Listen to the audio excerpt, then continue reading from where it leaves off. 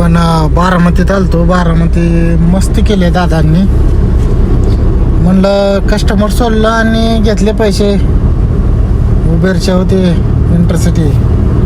आलो मी आणि आलो पुण्यामध्ये बारामतीमध्ये सॉरी. म्हणलं चला आता बस स्टँडला जाऊ. बस स्टँडला मस्त होतं. तर आजूबाजूचा नजारा बघावं म्हणलं, कारण बारामती हे अजितदादांचं आपलं गाव. तर भरपूर दिवसातून आलो होतो मी. कमीत कमी 1-2 वर्ष झाले असतील आम्हाला. म्हणलं आता आपण जाऊन चला 4 सीटर भरावे बस स्टँडला. बस स्टँडचा वेगळाच किस्सा सांगतो तुम्हाला नंतर, पण इथं बघू शकता तुम्ही. एरिया असं डेव्हलप केलं आहे ना, तर मला वाटतं आपल्या पुण्यात मुंबईत असं डेव्हलप नाही की बारामतीत डेव्हलप आहे. तर मला म्हणायचं एवढंच, बारामती हे बारकं शहर असून शहरच म्हणायला लागलं आपल्याला, कारण पूर्ण इथं भेटतं. एवढं बारीक शहर असून एवढं सुधारलेलं आहे, तर मग पुणे का नाही सुधारलं अजून? इथं कचरा बघायला भेटत नाही आहे बारामतीमध्ये, पण पुण्यामध्ये जागोजाग कचरा बघायला भेटतो. म्हणजे हे कुठली व्यवस्था आहे काय काय आपल्याला काही समजत नाही. पण बारामती बघण्यासारखं आहेच, खरंच आहे. तर मस्त होतं बारामती. वाटलं इथले लोकही चांगले आहेत, मस्त लोक आहेत ते. मग असंच पुढे आलो. बस स्टँड काय सापडत नव्हतं, मग मॅप टाकला बस स्टँडला. मग बस स्टँडपाशी आलो आणि मध्ये गेलो. मध्ये काय सांगायचं, वेगळाच किस्सा लय भारी होता.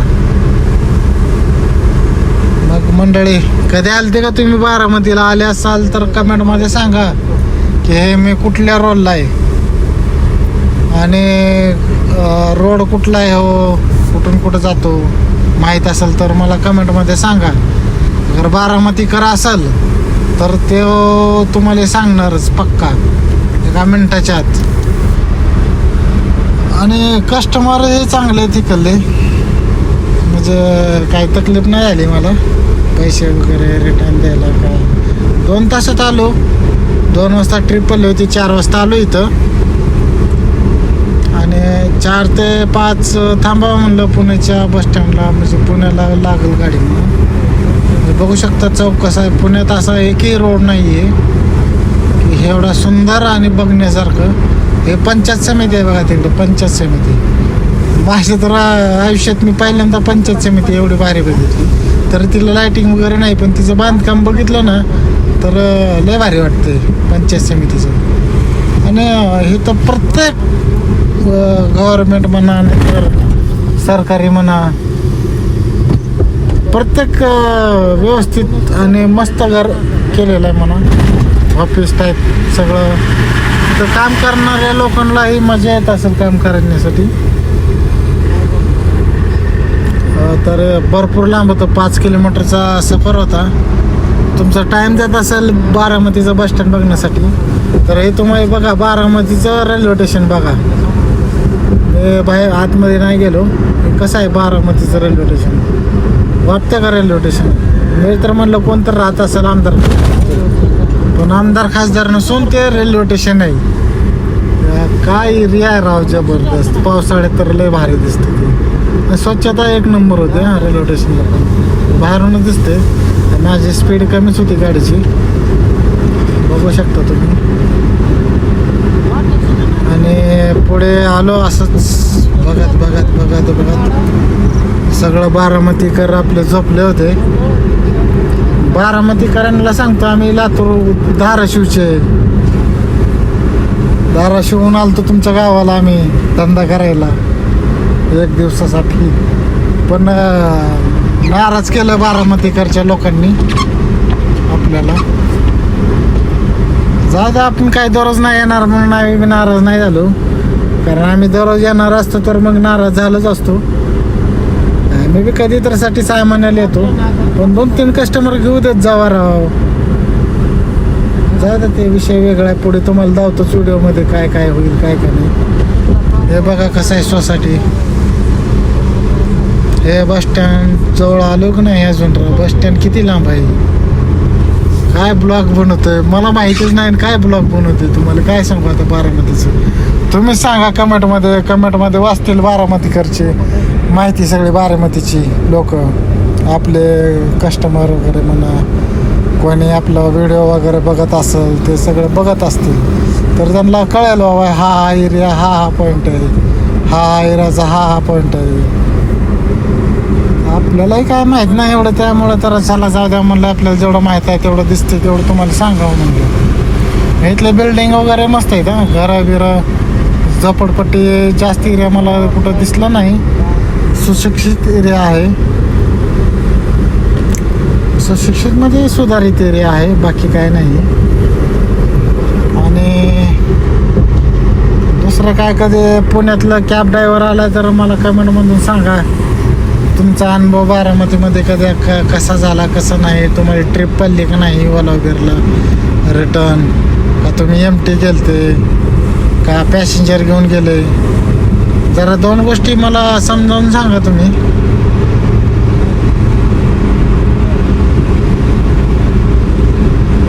बघू शकता तुम्ही आपण आलो असं आतमध्ये बस स्टँडच्या दिशेने जातोय आपण आता मी सांगतो हे बस स्टँड आहे आता बस स्टँड जवळ आलं तर टपरे वगैरे दिसल्यावर तुम्हाला ओळखूच आलं असेल की बाबा कुठंही आलं तरी आपलं बस स्टँडच्या बाहेर थोडं तरी टपरे राहतेच एकतरी आणि टपऱ्या बी बाहेर आहेत हां व्यवस्थित स्वच्छता सगळं व्यवस्थित केलेलं आहे असं घाण नेरडं पण कुठंच नाही आहे टपरीला बी 1 नंबर 2 नंबर 3 नंबर गाळा क्रमांक 3 गाळा क्रमांक 4 असं लिहिलेलं आहे असं आपण आलो आता बस स्टँडला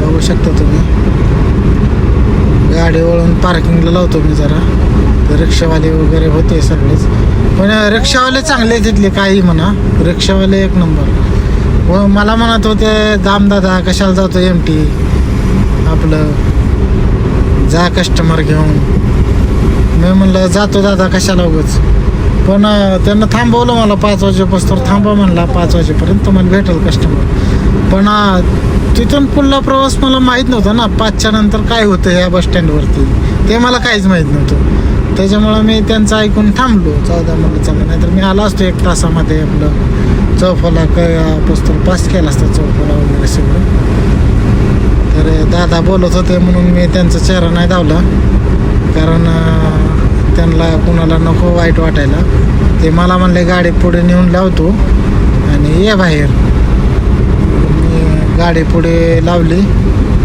इथं लावली बघू शकता तुम्ही टपरे कशी आपल्या साईडला एका कुणाला अडचण होऊ नये अशा ठिकाणी लावली कारण आपण बी एक माणूस आहे आणि पुढले येणारे रस्त्यावर बी येणारे जाणारे सगळे माणसंच असतात त्यामुळे आपण सगळ्याचा विचार करून गाडी लावली उबेरचं ॲप चालूच होतं म्हणलं पडेल एखादी ट्रिप पण काय ट्रिप पडली नाही हे मांजर आडवं गेलं इथे पण जाऊ दे आता काय नाही प्रॉब्लेम मांजराला कोण एवढं बघत नाही आणि अशा तऱ्हेने गाडी लावून आलो बस स्टँडकडे मी बघू शकता तुम्ही बस स्टँड तर लय भारी इथलं काही बारामती बस स्थानक 1 नंबर जिंदगीत माझ्या पहिल्यांदा बस स्टँड असं पाहिलं मी असं बस स्टँड म्हणजे काय सांगायचं तुम्हाला एवढं भारी दिसणारं सजावट वगैरे तिकीट वगैरे व्यवस्थितच काढतात इथं पण बघू शकता लोकांना बसण्यासाठी म्हणजे बस जरी उशीर आली तर इथल्या लोकांना म्हणजे आपलं प्रवासींना काही सुद्धा वाटणार नाही बस उशीर आली तरी पण की एवढं टाईमपाससाठी आहे त्यांच्यासाठी इथं बाथरूम आहे व्यवस्था चांगली आहे स्वच्छतागृह आहे जेवणासाठी कॅन्टीन चांगली आहे पण कॅन्टीन बंद होते ते लोक येत होते 4:30 वाजले होते अंदाजे 4:30 वाजल्या होत्या मग असंच आलो बघा हे कसं बसण्यासाठी मस्त केले लाईटिंग बंद केल्या होत्या तेवढं मात्र एक चांगलं केलं बस स्टँडवाल्यांनी की लाईटीचे पैसे वाचवले पण आमचा नजारा बघायचा ते गेला ना हो बस स्टँडवाल्यांना सांगायचं काय नाही पण जाऊ द्या चला हे स्वच्छतागृह आहे बघा हे सॉरी उपाहारगृह हे तिकडं जातो हा रस्ता कधी आला असतं या चला रिटर्न आपण आलो आता इथं आणि इथं तिकीट काउंटर कसं आहे ते जाऊतो तुम्हाला बघा. तिकीट काउंटर इथं व्यवस्थित प्रत्येक ठिकाणी म्हणजे जाहिरात व्यवस्थित केलेली आहे. बस स्थानकची.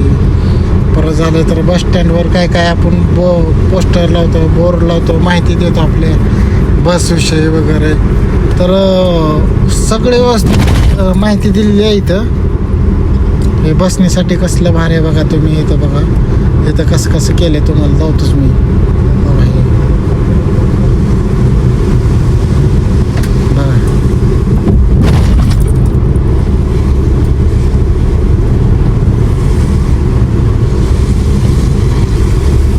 बघू शकता तुम्ही. बघू शकता तुम्ही, मी म्हणत नाही पण बघा. हे तिकीट काउंटर बघा. आहे का कुठल्या बस स्टँडला अशी सोय? कुठल्या तरी मला एका बस स्टँडला दावा की अशी सोय आहे रांगेत. बघा इथं सगळं लिहिलेलं आहे बघा तुम्ही बघू शकता. म्हणजे व्यवस्थित लोक झोपले होते, सकाळची झोप होती म्हणून मी कोणाला उठवलं नाही. 5 वाजता ऑटोमॅटिक उठतात सगळे. बस चालू होते म्हणून. पण नशीब आपलं खराब होतं त्याच्यामुळं काय आपण बस स्थानकला कस्टमर नाही घेऊ शकलो. आणि आपल्याला भांडण करायची इच्छा नाही आहे कुणासोबत. 2 रुपये कमी भेटले तरी चालतील पण सुखाने खावे माणसाने. तो का म्हणे ज्ञान द्यायचा ते एक अभंग आहे तुकाचा, तुकाराम महाराजांचा. ते आठवलं म्हणून मी कुणाला काय नाही बोललो. इथं पुढे आलो तर इथे एक वेगळाच किस्सा चालू होता. तुम्हाला फर्स्ट टाईमला बोललो होतो ते वेगळा किस्सा इथं आहे बघा. पोलिस थांबले होते, 2-4 पोरं थांबले होते, सगळे थांबले होते लोक. आणि मी व्हिडिओ नाही काढला इथं बरं का, त्यासाठी सॉरी. पण चोर सापडला होता इथे. मोबाईल चोरून घेऊन जात होता. तर इथले बारामतीकरांनी त्या मोबाईल चोराला पकडलं, पोलिसांना बोलवलं. हे पोलीस गाडी आले बघा, त्याला पोलीस गाडीमध्ये बसवलं.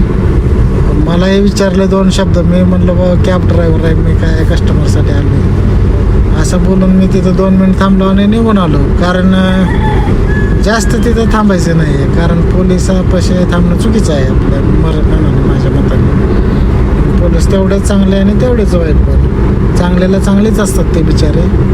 ते रातभर डोळे फोडून त्यांना घरपरपंच असतोच. तर बघा तुम्ही. मग तिथून मी निघालो असं चालत. विमानतर नव्हतं तिथं, म्हणलं चालतच जाऊ. आलो तिथं मग बहस केली.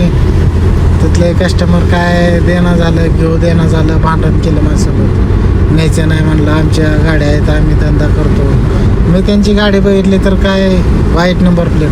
मी म्हणलं दादा आम्ही टॅक्स देतो वगैरे. तर नाही आम्ही बी धंद्यासाठीच आहे बाबा म्हणलं, आमचं पोट आहे. तर जाऊ द्या म्हणलं, आपलं काय आपण 5 किलोमीटर मारलं तरी 200 रुपये भेटतात.